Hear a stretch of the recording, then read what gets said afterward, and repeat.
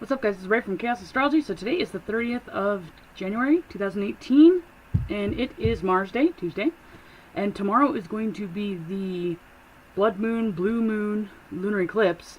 So it's the super lunar eclipse or whatever. And just clarification, I guess, for people who aren't, thorough with the astronomy. A blue moon is actually nothing to do with the color or the physical characteristics that you would see. It's specifically the phenomenon when two full moons happen within 1 month, calendar month. Because the moon is supposed to represent minute and the month, therefore we depict our calendar months actually by the moon cycles, by it waxing and waning. There is a rare phenomenon which is called once in a blue moon, which is when there's usually 31 days in a month and there happens to be a moon on the first of the month and then the last day of the month. And it's once in a blue moon. It's a once in a blue moon phenomenon. A lunar eclipse or a blood moon is obviously when there's the actual eclipsing of the sun to the moon, and that's when it creates the actual the glowing red part. So in ancient medieval astrology, eclipses, regardless of its solar, lunar, have always been attributed as malefic. That's not pessimistic Dark Ages stuff. That's because that's what's been on record correlated with these kinds of transits, and therefore, since they primarily used only astrology to track events, and this was very crucial for them, because eclipses can represent plagues, ethnic cleansings, huge casualties, war, the death of an empire, monarchs, governments toppling over each other, whatever, just in complete annihilation in general. It was something that they definitely remembered very graphically. Okay, I'd like to highlight too that there is always an exception to the rule with everything. So just like with mathematics, numerology goes extensively into astrology. If you take the traumatic malefic signature of the Aquarius season, which we were in, and you include the malefic signature of an eclipse, sometimes they can quote-unquote cancel each other out, and it can be a positive result or influence. It primarily depends on the chart in question that is being compared to the actual eclipse.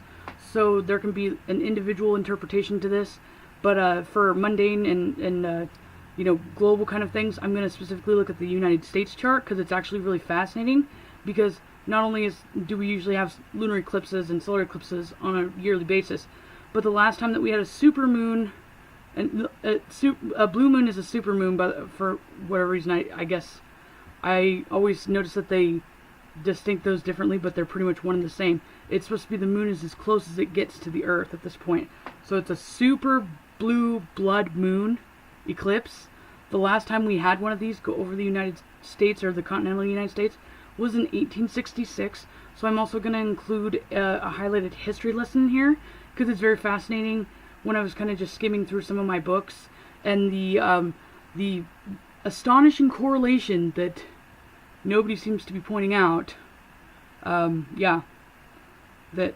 is going on today that was going on then. But anyway, so I'll just kind of try to be at least organized about this. So the super lunar eclipse was the last one, like I said, was in 1866. And I'll examine the USA's chart to then and now with the one that's happening tomorrow on the 31st. And then I'll examine as well the 2017's Leo lunar eclipse. So it wasn't a total, it was an apostle. But it was on the 11th of February. So it was still within Aquarius season, so we have similar signatures as well. There's also two correlating aspects that happened with last year's Leo eclipse. Obviously, there's the polarizing thing always going on, which could be translated as a personality conflict with the sun and the moon. But when we have the nodes conjunct with the eclipse lines, this is a very dramatic, intense, and important, influential chart for not just the next 6 months to 18 months from now, but this could have ramifications for decades on. And then I'm going to highlight the different trauma signatures and malefic houses, what houses they lie in, and how they interpret on a mundane level. And by the way, anybody who is interested in getting a personal consultation or reading from me, or if you just want to get a PDF instant eclipse chart report to see how it's going to affect you for the rest of this year and well into the following year, if not longer, then you can go ahead and hit me up, rayreinharts@gmail.com, my usual contact info. Then I'll go ahead and make sure that I highlight the present moment, which is when the eclipse is happening, and then the future ramifications of it. So that would be something that could transpire at least 6 months to now and further and beyond with that. So because we are having the same signs more or less for this lunar eclipse as we did last year, there are going to be some similar themes, except for the duality change with Saturn. So Saturn's the timekeeper, or the planet in general that actually defines the mode or the themes overall on a collective or mundane level. So it was immutable, so it was unstable and unpredictable. This year it's in cardinal, so although it's going to be a little bit more in line with common reasoning, or something that's easily predictable, or something that's not like out of left field sort of thing, it is going to be more intense with actual events either building up or transpiring or unfolding. So again, like I said, because we're having the same kind of signs and signatures from last year, a lot of the issues and problems that are now ongoing and started building up last year are going to escalate or potentially resolve themselves. And we're going to go into that as I go ahead and dissect this. So I'll go ahead and graph up a couple more charts, and then we'll jump right into this. Alright, so I dissected a tri-wheel of the natal chart of the United States. That was in 1776, and the last super blue blood moon eclipse that happened in 1866, and then the one that's happening tomorrow in 2018. So just a little bit of a brief backstory if you're not familiar with the USA's natal chart. The natal moon is in the sign of Aquarius, and it's in the 3rd house. So the 3rd and the 9th house are going to be the polarity pendulums with this phenomenon. Aquarius is obviously associated with trauma signatures or dysfunction, and naturally, despite the successful efforts and all the chaotic stuff that was going on with the Revolutionary War and everything like that, the essential establishing of the country overall, the moon is supposed to represent in mundane astrology or political astrology as the people, is overall dysfunctional. The people are dysfunctional.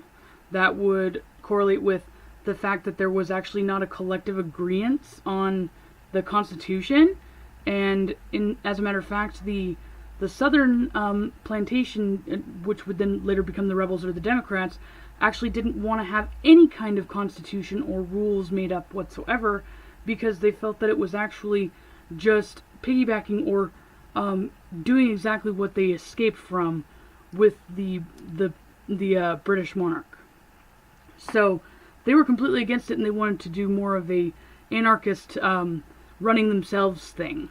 And the Republicans themselves were, or the people that were up in the New England area, those were the people before the actual Revolutionary War happened that were still, loyal to the crown, more or less, or still wanted to just be an extension of England as opposed to, basically be their own country in general. So it was actually false pretenses that were agreed upon information-wise. So since, again, Aquarius and the moon, just Aquarius in general ruling over that 3rd house, results of the trauma signature lied with the community and the nation, information and knowledge, and ideas and beliefs. So there was a split, a divide. It's also in the Gemini house, obviously, so it's to do with a lot of the split and divide. And then I'll just look at the other moon placements as well. So for the USA in 1866, we had a Libra moon, and it was in the 10th and 4th house axis. So that has to do with government and citizens, the public and private, and the Republican versus Democrats. Specifically, the major events that were going on at this moment was Lincoln was just recently assassinated, and it was the end of the Civil War, so it was the restructuring and rebuilding of the country. So notice that the trauma signature with the moon being in Aquarius, and that having to do with the whole founding, because the Constitution and freedom for the people and all that, it was supposed to be some sort of declaration of morality, more or less, or saying like we're better than this, we're better than that. Because there were false pretenses, or because it was actually not a genuine agreement with everything, it created an overall trauma signature with the people in general, which is, again, what eventually led to the Civil War. So, despite the fact that, again, eclipses are typically malefic, when we already had a malefic or dysfunctional, traumatic kind of signature going on in general for this, with the moon being in Aquarius, the moon then being in Libra for this, and it having to do with the government and the citizens, or the nation and the executive branch, or the powers that be, or specifically at the time, because Lincoln was technically the president, although they were now, seating the vice president, that would be Republican. So Republican would be the 10th house, because they're the in control leading kind of associations. That, and they also just won the Civil War, versus the Democrats. So the top dog is obviously the Republicans. They're the ones that had the majority of the power, just as they are now. So this was essentially supposed to be the balancing of what was not done right when the country was initially founded. So that right there was actually it's actually better than how it was when the country was started in 1776. If people who are familiar with the Civil War history and that time period with American history, it was very tragic and traumatic, and most people would argue that it's not beneficial at all. But in retrospect, I'm not condemning the founding fathers or anything like that, because for them just building something out of nothing is substantially impressive. But the overall just structure and organization wise, and how effective they were in executing that, was a complete utter failure, more or less. Hence the Aquarius moon signature, as compared to almost 100 years later in 1866. So then we look at the USA for 2018, which will be tomorrow. The eclipse axis is in the 8th to the 2nd house.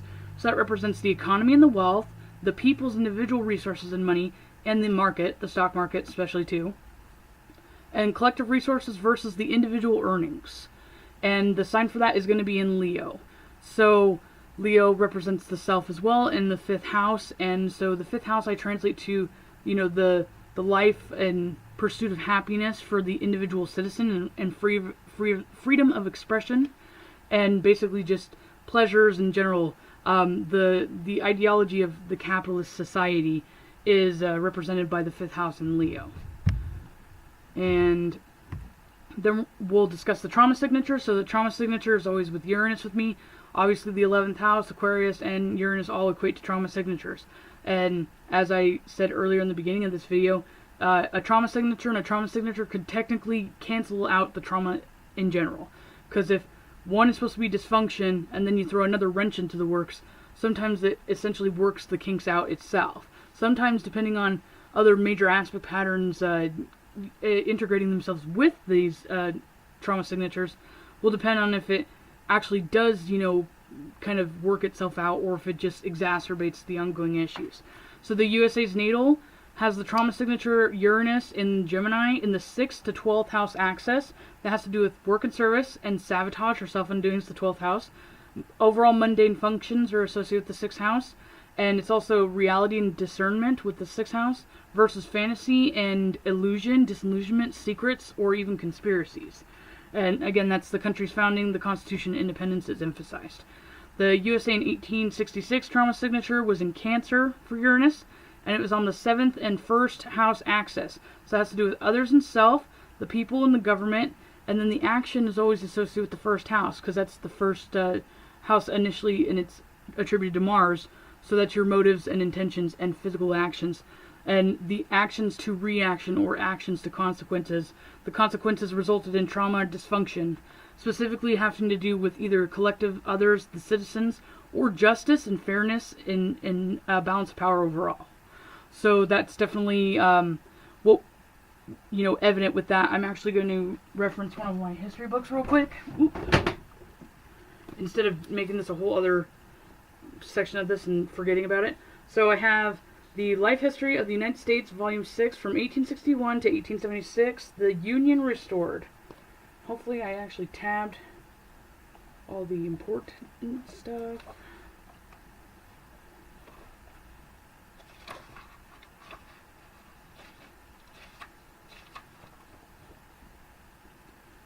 Alright, I'm just going to try to read what I have highlighted here. So, a majority of the Northerners were Republicans, and in the last analysis, the pattern of Reconstruction would be determined by Republican politicians. So, you notice that that's an ongoing theme as of right now.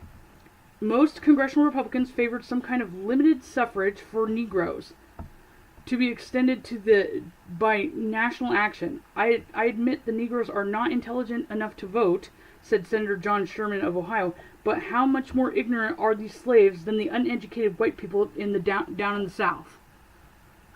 Wow, that kind of yeah. I mean, the Republicans now are, especially with Trump, are definitely sticking out and trying to help the black community in general. But even here, over 150 years ago, the Republicans were equating the intelligence of the white democratic South to the actual slaves. So, take that as you will. Nobody's hands are playing. Yeah. This is in 1867. This is obviously a year following the actual eclipse. Why did I have that highlighted? Oh, let's keep going. Okay, so the radicals urged that the late leaders of the Confederacy be excluded from the political life, that the numbers of South whites are disenfranchised, that the property and the rich rebels be confiscated and distributed among the free men of that suffrage by placed of loyal Negro hands. So that's the irony of what's going on right now. The Democratic Party is actually insinuating that the Republican Party is racist and continues to cause the economic divide and prosperity with the black community in general, and they use the argument of slavery as actually they use the end of the Civil War and in general the integration of the Negroes or whatever when they became free, and they said that they were continuing to exacerbate the suffrage more or less or lack thereof by the Republican hands, but it was actually the Republicans in this moment, which are usually typically against all of their original, their values more or less, or their platform. They wanted to actually, as retaliation or punishment for the Confederacy seceding and doing what they did and causing all the bloodshed with the Civil War, that they wanted to go and seize all the plantations with all the most successful Democrats that were basically profiting from all of the free, labor from the slaves. And they wanted to take their land and take their money and give it to the people they were enslaving, the black people. Which is hilarious. You see not only does history repeat itself, but because we have this flip-flop Wonderland trauma signature thing, you see that this is ongoing. So there's still this whole suffrage needs to happen, or, some sort of retribution for this and that. But now it's completely flipped on its head. And it's fascinating, too, that there are people, obviously everybody, can take a history class, but some of the specific factions that are within politics have been in it for decades, if not, they could be going on as favorites from long ago. And I guarantee you that some Democrats, if not most of them, that are in major positions higher up in the deep state and in the government in general, are well aware of their history, and it's them projecting that sort of thing, and I'll go into that in a moment. But, let's see. They should be kept out of the Union until they have demonstrated a proper spirit of repentance. How much repentance they would have to display would depend on the number of factors, most notably on the spirit of demonstrated by Southerners and on the leadership of a man who succeeded Lincoln as president, vice president who in the turmoil following Lincoln's death was sworn in as chief executive. No inheritor of the presidential title assumed office under stranger conditions than Andrew Johnson. Jackson, that's right. Okay. Southerner, a former slaveholder, part of the 1% rich, and a Democrat, he had been placed on the ticket with Lincoln in 1864. So people have kind of referenced that, there has been a history of Donald Trump being actually part of the Democratic Party, and despite the fact that he seems like he's gone a little bit more conservative or traditional values, he doesn't really, voice any kind of indifference towards the gay community. In fact, he thinks that gay marriage should just be fine. He says, it's already been ruled on, so why does it matter what I think? But if you actually were to look at who he picked as his vice president, Mike Pence, if Mike Pence had his way, it would be exactly what all the Democrats try to insinuate is the fear-mongering, sexist kind of homophobic stuff. He would basically ban everything that he thinks is, progressive and liberal, that sort of thing. So it's fascinating in itself too, which I speculate that Trump actually picked Pence just so he could win Indiana, and so he could, because he was a favorite in the Republican and the GOP, that he would be able to win over, or at least have a truce with some of the really hardcore conservatives that realize that he's actually not really Republican or conservative, and they're like, what the fuck is this dude doing here? That sort of thing. So I'm assuming too that Lincoln may have done similar things. I haven't thoroughly looked at Lincoln's chart or Andrew Johnson's chart as well. In fact, Andrew Johnson's chart is not in my database for Solar Fire, which is fascinating because they have an extensive, like ridiculous extensive historical record account, and all of the United States, like actual executive, officials or in general, have to actually publicize and notarize their birth information, and all the other presidents are in there. I find it fascinating that Andrew Johnson's not in there, and it's been difficult to actually find. By the way, most astrologers are left-leaning, so there's that. They don't like him, and I'll go on about that.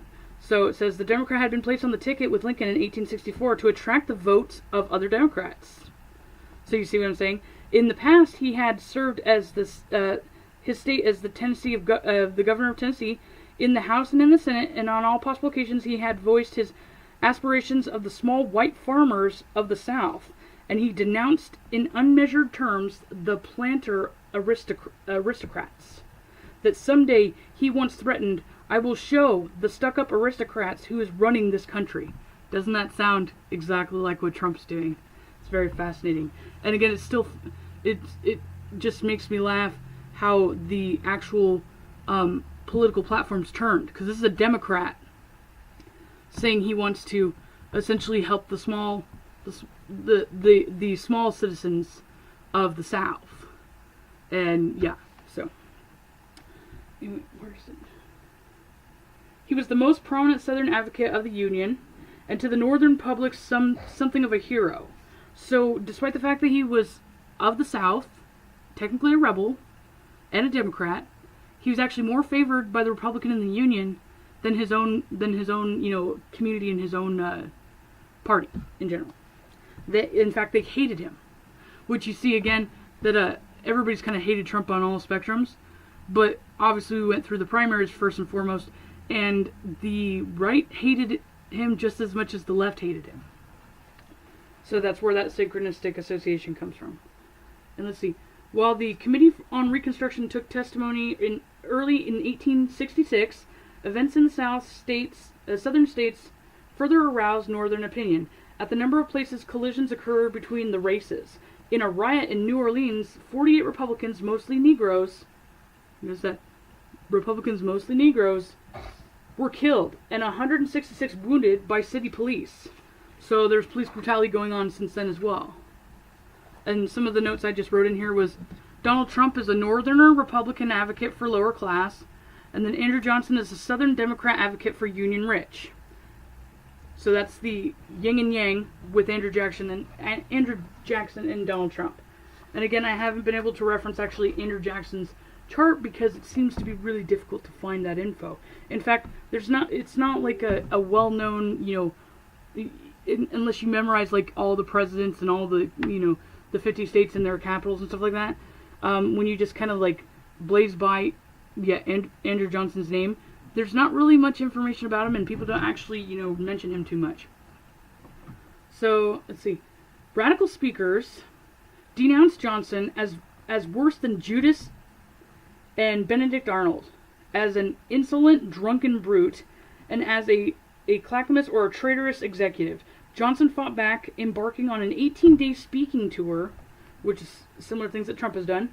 He resorted to his old stump speaking in invective and shouted once again that Stephen Sumner and other radicals were traitors. The radicals planted hecklers at some of his meetings, and some of the men trapped him into undignified shouting matches. At Indianapolis, his audience degenerated into a rioting mob. Again, that's happened. Shots were fired and one man was killed. Johnson had hurt his case instead of helping it. And that's, again, where people keep going, can Trump shut his mouth? Yes, Johnson did have that kind of issue as well, with just running his mouth and him actually lashing back out at hecklers. So I gather, just synchronistic-wise, since it seems to be falling in sync, that Andrew Johnson is likely very similar to Trump. And let's see. The elections returned huge on Republican majorities because of the backlash. Congress could now move to impose on the South any Reconstruction plan that they desired. On his ill-starred swing around the circle in 1866, President Johnson speaks from the rear of his special train. On a trip he traded insults with hecklers, but none matched the invective hurled at him by the opposition of the press. Yeah, once religious journal called his eyes lascivious, and said Johnson was touched with insanity, corrupted with lust, and stimulated with drink. So that's the tactic that they're trying to actually bring with Trump now too. And drink thing, he's actually completely sober. Yeah, but they're talking about that he's not mentally fit, which is really ironic because, yeah, if you haven't noticed, I've already talked about it. There's hours of videos of me talking about the Uranus-Pluto square and mental illness. So I'm not even going to go there. That's definitely the wrong time to be using that as an excuse. So in 1867, granted, obviously the eclipse was in 1866, but I'm just going to read on with this, because again, as I mentioned before, the eclipse can have lasting effects from 6 months up to 18 months, depending on if it has major aspect patterns it integrates with. In 1867, the radicals were at the height of their power, and in their triumphal hour, they reached out for still more victories. By the way, the radicals were actually Republicans in this case. So, regardless of what people want to admit, the radicals are Democrats right now. So, I just thought I'd highlight that. Because I don't think I had that part highlighted in here. Because they controlled, in their triumphal hour, they reached out and still had more victories because they controlled Congress. But the greatest institutional obstacle to the radicals was the presidency. To subordinate the executive branch, and specifically Johnson, the radicals forced through 2 laws, both clearly in violation of the Constitution. The Tenure of Office Act forbade the president to remove civil officials, including members of his cabinet, without the consent of the Senate. It is intended, among other things, to protect Secretary of War, who is also important to the radicals as the supervisor of the Army's work in the South. So, aged and frail Representative Stephen is carried out from the trial of Andrew Johnson. During the proceedings, he declared that if the president were not removed, the Republican Party would die, and the country would be given over to the so-called democracy, which was worse than the devil themselves. Yeah. So again, yeah, they were insinuating that it was going to be the death of another party. So, and then it says, the radicals were deliberately creating an imbalance of power. So that's emphasized by, again, the eclipse being in Libra, specifically, and it aligning with the 10th and 4th house axis in 1866. There being a trauma signature with the balance of government and the nation. So the radicals were deliberately creating an imbalance of power in the American system. In 1867, Johnson, effectively hamstrung, was more of an irritation than a menace to the radicals. Nevertheless, the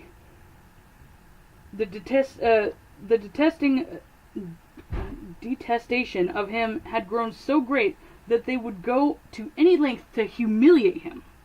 The supreme abasement would be removed.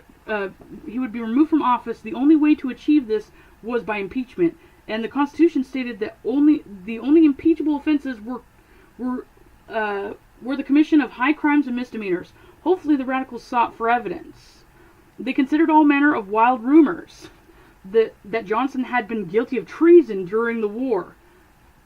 Something would do with Russia would coincide with that, or had some part of the assassination of Lincoln, of all things, or as president had sold pardons. They could find nothing that would stick. The House framed and presented the Senate with the constitutional body to hear impeachment proceedings. 11 charges against Johnson, 9 dealt with violation of the Tenure of Office Act, which was that 2 laws that was put into, effect that was actually unconstitutional.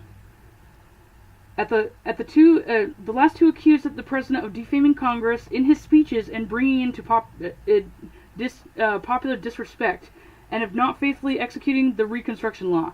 So they were actually trying to use the fact that they were being vulgar and making stuff up, or basically talking shit back to hecklers, as justification for impeachment. That sounds awful familiar. Yeah, right? It's obnoxious, but it's not grounds for impeachment. Right. Oh my gosh.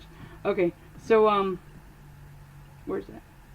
Johnson would be removed from his high office if 2/3 of the senators, or 36, voted that he was guilty. The Republican majority counted 42 senators, and the opposition consisted of 12 Democrats.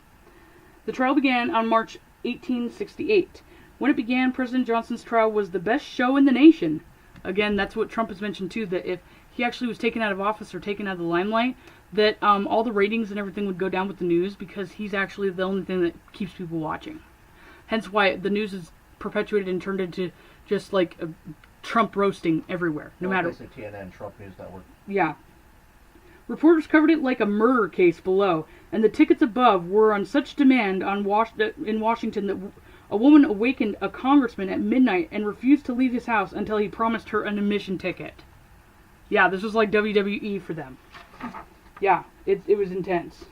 So you notice some correlating factors here. And another funny thing I'd like to point out too. This book is written, by Lifetime, and it's from Time Books, and it was published in Chicago, Illinois. I've even got the certificate document for it. So, and the World Library, and it's in the Library of Congress as well. Ooh, volume 1's on Russia. That's hilarious. So, like, honestly, my personal opinion, and it could be my intuitive thing, I don't know, I'm not saying that this is factual, but my hunch is that somebody legitimately just looked right at this and said, we should just use this as a play-by-play to blame Trump for everything, so they could have a continuous story to stick to. I mean, because literally, almost word for word in this. Yeah. That logically it follows you could use that to predict future movements too. Right, that's why I'm reading this. So, as a matter of fact, I've already, they've already been, trying to find out ways to impeach him or take him out of office. There's already, I'm sure, been many attempts to try to assassinate him. And they also, in other parts of that book, they also tried to have some of the quote-unquote radicals assassinate Andrew Johnson as well. And they weren't able to. He carried a gun around with him, and he was really, on top of it and hyper-vigilant. And he did actually exchange gunfire with random people at some point in time and another. Which is fascinating, because Trump also is a gun carrier, and he is a huge person for the Second Amendment. But he's well aware that he was going to be doing this, because again, he has an astrologer, he has to have an astrologer because he works on Wall Street and everything like that. And because I know, he's a Gemini, and he has a Sagittarius moon, so he has the same problem as me, that when I get excited about things, when I find out about stuff, and I blurt it out even if I didn't want to, or I didn't mean to. And he just has a horrible habit, especially like when everybody's been calling him wrong this whole time, to like slip out specific like graphic context of things that are going to transpire in the future, and it happens exactly as he said it. And we all know that he doesn't use a teleprompter. We all know that he's not necessarily that eloquent of a speaker per se, unless he's like actually, doing a conditioning kind of speech. So that would insinuate that he actually knows full detail and graphic detail. So regardless if it's because he knows history well and he understands synchronicity, or because he has an astrologer and he knows history well, he's already well aware what he was going up against. So, okay, so let's kind of discuss the past, present, and future of this. Instead of the past, present, future, we're going to use the same formula, but with the natal chart of the United States, which is in 1776, and then halfway between the Pluto return, which is what we're going through right now, because Capricorn was the ruling sign for Pluto when the United States was founded. So it takes 249 years for Pluto to basically go through all of the signs, and now we're back where we started. So it'll be, for the past, quote-unquote, it's the USA's natal chart. Then the present, which would be 1866, where we had that other eclipse. And then the present we'll be talking about, obviously, right now. So, just breaking down some things when we're talking about trauma signatures and malefic influences within the dynamic of the USA's natal chart. We have quite a few things. We've got the third house has the moon in Aquarius as a trauma signature. The 10th house, Saturn in Libra, which is a malefic signature. The second house having Pluto Capricorn, that's a malefic, well, that's a trauma signature or a malefic signature. They both equate to the same, more or less. I'm the one that made up that kind of, I guess, vocabulary anyway, so I guess it doesn't really matter. Then also, too, in the second house, we have the South Node, which is the past, karmatic sort of things, and it's an Aquarius. That's a trauma signature as well. Then the 9th house has Black Moon Lilith in Virgo. So that's manipulating or being basically blackmail or abusing information. And then the 6th house, which is the mundane day-to-day service, work and service, and the general function of the country as a whole, it was Uranus and Gemini. So the 6th is mundane, the 9th is beliefs and ideas, the 2nd is values and resources, the 10th is government and authority, and the 3rd house is communities, ideas, and information. So all of those were abused, used, or basically perpetuated trauma signatures. Obviously, with the beliefs and ideas and the values that were, it wasn't even a collective sort of thing, because that's the whole divide. The 6th house being a trauma signature with Gemini would cause some sort of divide, and it was specifically triggered by these polarizing beliefs or ideas and the values and resources that were acquired, and it's still an ongoing fight with the divisions today with resources in general as well. So obviously those sorts of themes would affect overall the mundane and on a day-to-day level for the country be malefic. And obviously the facet in which these were abused and used would be through the government or authority, which would be obviously whichever parties were who was controlling the executive branch, more or less. And the continuation of trying to gain power or be the top of the hierarchy was to manipulate information and ideas between the communities that were either of different geographical, demographical areas, or they were specifically orchestrating fantasies or fiction. That's the whole Black Moon Lilith and Virgo, between people to divide them so they can continue to have their little factions and their little niches so they could just get votes. That's essentially what it came down to. So keep that in mind. That is the natal chart. So that is the identity of the United States as a whole throughout its entire existence. The only positive thing, more or less, about like the Pluto return sort of thing, obviously a natal chart of a person or whatever wouldn't last that long, the life duration. But the Pluto return is supposed to be more or less like the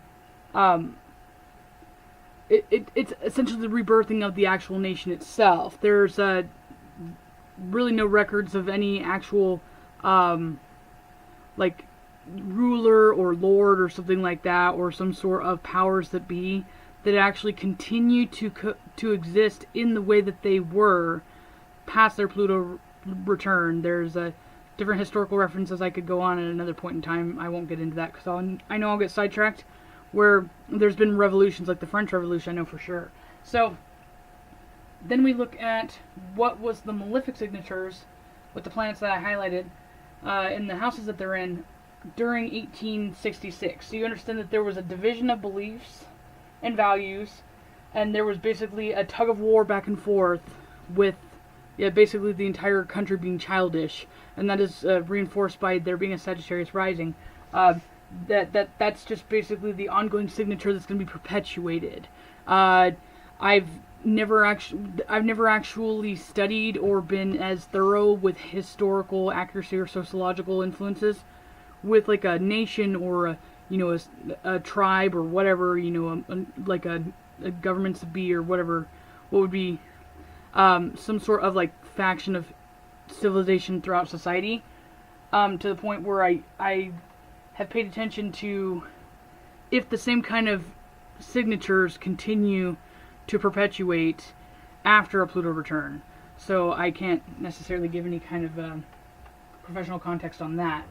So keeping that in mind, that was actually the precursor and all those trauma signatures that integrated into the natal chart of the United States that was the cause of what the Civil War. So there were obviously things that happened in the late 40s to 50s that finally escalated it to what it was, and it actually came down yet again to abusing resources and basically shifting back the money. And I went into that as well with some of the signatures I was talking about earlier in the video. So, in the 1866 chart, the eclipse was in the 10th house in Libra. So you notice that in the natal chart for the United States, we have Saturn in Libra. So Saturn's obviously a malefic, and Libra has to do with justice, fairness, and balance, and in general.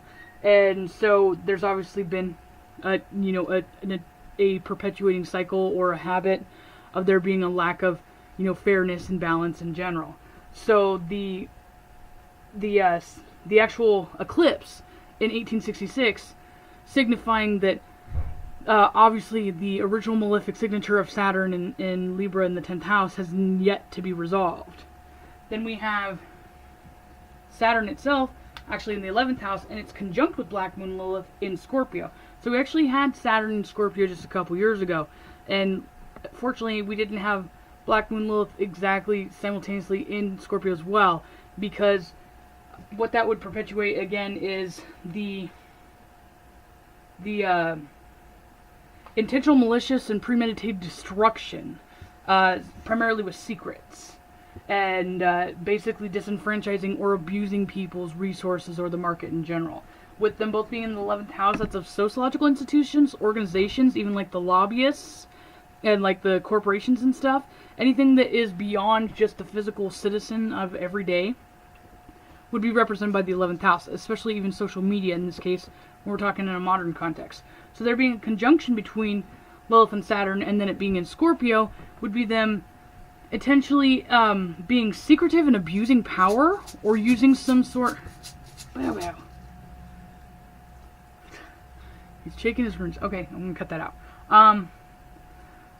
So essentially the overall malefic signature would be control of the organizations, the corporations, or the lobbyists, or the sponsors, more or less. And then we have in the 6th house Pluto. So in the natal chart of the United States, we have Pluto in the 2nd house, so that's abusing resources and having some sort of abusive or tyrannical values. But we have it in Taurus, so Taurus is actually the ruler of the 2nd house. So you notice how synchronistic wise, because of the abuse or the more tyrannical or destructive values, or abusing the resources in general, was then perpetuated later into there being some sort of malefic abusive structure with how the resources were then distributed into the general working class economy. So it's the rippling effect in action. This is a great example of this. And then we have the South Node, which again is the past habits, or the themes and associations, which goes back to the natal chart of the United States. It was in the 4th house, which is the foundation and the physical nation itself. In Aries, has to do with the self. So that could be reinforced as the sun. The sun is in Cancer, and that's the nation as a whole. Then speaking of Cancer, in the 7th house, which is obviously the repercussions of the actions of the self, correct? There's Uranus in Cancer. So since the United States natal chart is actually in the sign of Cancer, regardless if you look at it on a mundane level, or if we were just going to pretend for a second it's like an individual sort of thing, there's a trauma signature with the overall self. So this actually is a great example. This was right after the Civil War happened, which is one of the most heinous and loss of American lives in history. And that's exactly what that is emphasized on, because despite this divide, the trauma overall, regardless if people were in the war or if they were against the war or whatever else, or they were innocent parties, casualties, or whatever it may be, regardless if they were coaxed into this or if they were tricked into this or whatever, if it was the divide was perpetuated more, it caused an overall trauma collectively on everyone in the country. So, when I was talking earlier about how a trauma signature and a malefic can essentially cancel each other out, we have a trauma signature for the original natal chart of the United States. then it's followed by the malefic repercussions of the trauma signatures that were instilled within the actual natal chart of the United States in its founding. So that actually just was a precursor for that. But since we both have a malefic or a traumatic foundation and a malefic, essentially trans-Pluto sort of manifestation of this Pluto return, would insinuate, since we're going through the Pluto return itself now, that another malefic to two malefics is actually going to cancel out the malefic or trauma signatures. I'm not insinuating that there's going to be no trauma signatures whatsoever, because those planets that I was listing off still exist, and they will still have their own alignments in that case. But a lot of what was going on essentially will be at a stalemate or just completely canceled out. So regardless if what you want to look at it, and the bloodshed and everything, and the wrongdoings and the dirty hands, the New Englanders, the Union, or the more supporters of the crown itself after the independence of the nation, they were the ones basically abusing the resources and beliefs and information to construct the country or whatever that they wanted. And that goes back actually to, they thought that they wanted to get away from the British monarch, but it's the Stockholm Syndrome, or it's the vicariously projecting what you've experienced or what you know. It's the same kind of concept with children and child development and their parents, that even if they have resentment or negativity towards their parents for being abusive or doing, abusive sorts of things, that they usually perpetuate those sorts of things in their life as an adult when they're older. So, in retrospect, when we're talking about the divide between the British monarch in England and the United States, the trauma or whatever, regardless if they wanted to act like there was some sort of moral high ground to be better than what they came from, they just continued to perpetuate that back and forth. And because there was a divide from the get-go, because they couldn't agree on what the terms were or what they were doing, it's just been a back and forth seesaw thing. Most people who at least are familiar with history, U.S. history, are some of those, most people would consider them like, the conspiracy nuts that sit there and say, both parties are corrupt and blah, blah, blah, blah, blah. Some people say nowadays that they're both in cahoots together and they just both are, seesawing back and forth. I think it's substantially bigger than that. So, basically they had the upper hand, the Union did, in the beginning. Halfway through the Pluto return, the Confederacy, although they lost the war, they started to find ways to basically undercut the general reconstruction of the United States. So as I was reading in that book there, the Republicans were essentially saying that they should have to earn their contribution back into the Union in general, and prove their loyalty before they have, ultimate authority or influence on what's going on. And despite the fact that seemed a bit harsh, that because actually the radical Republicans, because that was the radical ideology of the time, the radical Republicans didn't get their way. It was actually them getting revenge for essentially, because they never agreed in the first place, and then they decided to say, hey, we still never agreed, and you kind of forced our hand in this, so fuck you, we're going to become our own country.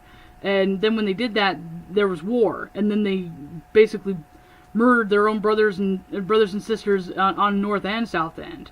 So, from the perspective of the rebelling Confederate Democrats, from the beginning, they feel wronged from the very get-go, which has been breeding resentment and vengeance for significant amounts of time.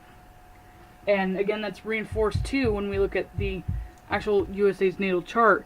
The 10th and the 4th house represent the other party that's not in power is the 4th and the 10th. So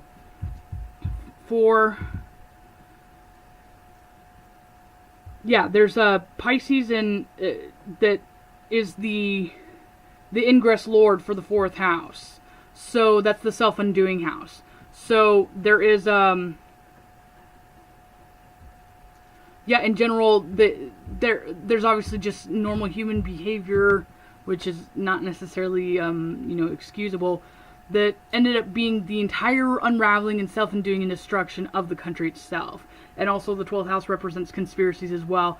And if you haven't noticed too, in the news recently, there's substantial, like, we've obviously known that, you know, politicians are corrupt and there's secrets and lies going on and everybody lies, but there's a substantial lot of them that happen to be Democrat that are doing really atrocious things. And as a matter of fact, not only are they doing atrocious things, but they're actually, it's almost like a broken record that they're actually being directly guilty, like in specific detail, of the things that they've been trying to condemn other people for. Not just Republicans in general, but just any of the individuals specifically that have been now, you know, outed for doing something. Those individuals in their personal lives, in some way, shape, or form, have directly tried to, you know, make some sort of huge stunt and publicly condemn people for what they're exactly, they're exactly guilty of. I do attribute some of that to the neurotic, abnormal psychology and the psychosis going on because of Neptune and Pisces, as well as the sociological ramifications of the Uranus-Pluto square. But again, if you think back to that book, they have been kind of orchestrating the same kind of Marxist or, you know, socialist sort of thing. But I specifically am just thinking of the SS Nazis, how they, whatever you're actually guilty of or you're engaging in, that you just directly, you know, point the finger back at the other direction. That's just neglecting responsibility and deflecting. But then, let me see. Where was that here? Oh yeah, sorry. So essentially the whole country was founded with the Union being the primary tyrants of it all. From 1866 and beyond, despite, you know, genuine efforts to try to resolve what the Union had originally did, the Democrats were going to infiltrate into this one way or another, and they weren't necessarily intending on, you know, destroying their own potential, you know, resources or, you know, abundance or wealth or anything or success, but they wanted to take it from the Republicans. So in the process, they have slowly been just taking it from everyone in general, and now they're going to have to be eaten alive for this, or they're going to have to deal with the ramifications of this. So with this signature that's now going on tomorrow, the 2nd and the 8th house, that coincides with where Pluto was in the natal chart for the United States, in the 2nd house. So the Pluto return and this actual eclipse signature going on in there is going to be a transformative sort of destructive force, which is already re-emphasized with Pluto's themes anyway, with the original tyrannical control of the government at large. Because remember, Pluto was in Capricorn, and that's to do with tyrants and abuse and, and oppression. So overall, what that means is, with what Trump is actually doing, is he's simultaneously trying to wedge an actual divide between the lobbyists or the, you know, the funders for, especially like the GOP, that a lot of people complain about that they're all bought. He's trying to basically eliminate the capacity or the enabling, you know, loopholes or whatever that they've found over the years to continue to feed into that negative, toxic relation with the lobbyists and the corporations and the actual politicians, while simultaneously actually pursuing any of the quote-unquote rebellious Confederate Democrats for any of the wrongdoings that they've been continuing to perpetuate. That if you do your history or do your homework, or if you're you know, an insider or whatever, or you have some sort of insight knowledge to the deep state, then you'd be well aware that they're doing really trifling stuff. It gets so screwed up to a certain point that even people who are completely clueless of what's going on have to know that there's something wrong. So he cuts off the money and the accessibility to continue to feed the blackmailing or the bribing, while simultaneously going after the Democrats and jailing and incarcerating them for all the treacherous things that they've done. And again, still, both of these actual time frames, the natal chart of the United States as well as halfway through its Pluto return, are synchronistic signatures that you're now seeing in the present time. So I do think for sure that we'll actually see the Democrats or the Democratic Party, what's left of them, try to bring up some sort of impeachment thing. It's not even a speculation. They obviously have been trying to shut him down from the get-go. Because, again, it goes back to me feeling that he definitely knows exactly everything that's going on. And that's why they got such a head start on it. And that's also, I know he's really quick and he gets things done very fast. But I think even he's been kind of really, really pressuring himself to work really quickly. Because, again, just as the Democrats themselves tried to come up and bring something up against Andrew Johnson to, file for impeachment and do a trial, they've been trying very, very hard. Very hard. And they're actually, conditioning all of the media as well as trying to, subliminally or directly condition people to be actual guinea pigs of quote-unquote staged, orchestrated events that can be perpetuated and then blamed on Trump, so they can impeach him or try to remove him before he actually gets fully immersed into what he's already doing, which is what some of my friends call the storm coming, or that the storm is here. And in general, I initially thought that maybe they were going to actually try to do a trial of impeachment, but actually, as a matter of fact, what I think it is that there's going to be a huge, basically, the criminal proceedings on every single major deep state influenced or, associated politician, like Hillary Clinton.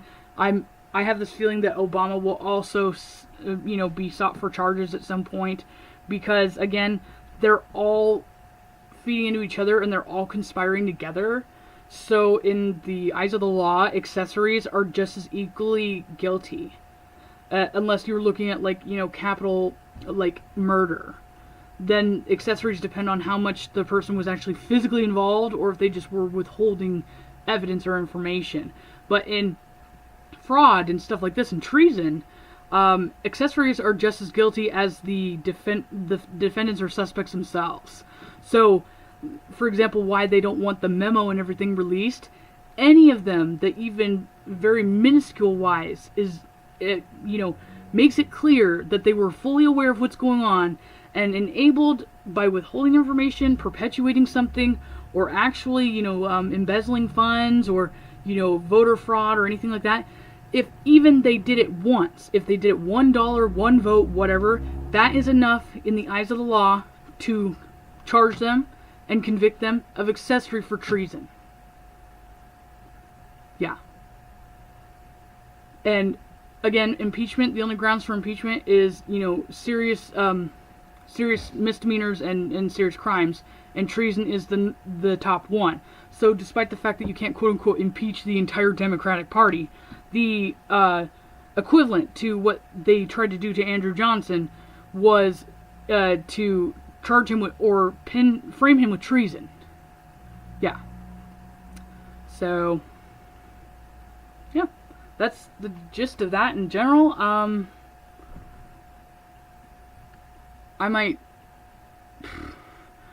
do another video just kind of talking about a little bit more of the eclipse itself, but in general, because this lunar eclipses can affect the entire globe, because it's not focalized to a certain area like a solar eclipse is, but because it's going to be seen primarily over the continental United States, that's why I focused on this, that, and also the history is fascinating, and I'm from the United States as well, and a lot of what I just said is actually completely unknown to most people, and I'm already expecting kind of that people are going to go, oh, you're so full of crap, and, because, yeah, I just revealed a bunch of stuff that people don't want to believe, or people don't want me to say, or whatever like that, or they won't be able to process it, and, yeah. But anyway, I guess if you have any questions, or follow-ups, or comments, or something like that, then feel free to leave them below in my YouTube. be aware too, for some reason, because I get a lot of spam or hate comments or something, and my apps for YouTube and my YouTube channel itself, for whatever reason, has issues. I see updates for comments, but for some reason I have issues being able to comment back to them. So if you actually want some direct organic dialogue, then my Facebook, or perhaps even my blog as well, is a good place to discuss this with me.